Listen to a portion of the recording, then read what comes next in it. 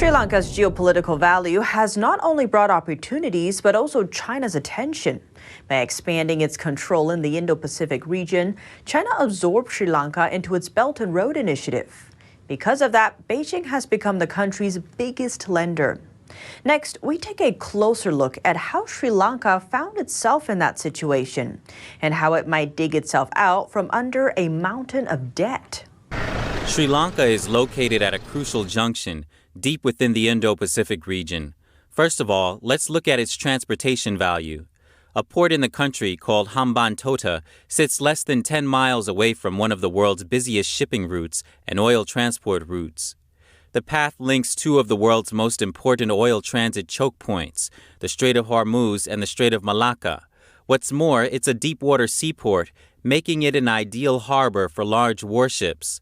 The value of that geography has drawn Chinese attention. Beijing wasn't subtle about its interest in the port either. A former Sri Lankan official told the New York Times that Chinese officials had said they expected Sri Lanka to let them know who is coming and stopping there. On top of its prime location, Sri Lanka is just a few hundred miles away from the shores of India, a major rival to China. In 2014, China looped Sri Lanka into its Belt and Road Initiative, a controversial project that critics call Beijing's debt trap diplomacy. Under the initiative, the Chinese regime offers billions of dollars in loans to developing countries earmarked for building up their infrastructure.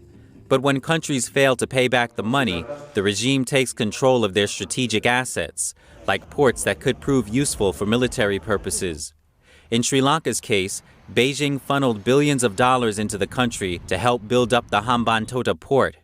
But the South Asian country was later forced to hand over control of the port to China on a 99-year contract after it failed to pay back its Chinese debt. Fast forward to today, Sri Lanka is facing a debt crisis, but some countries are lending a hand.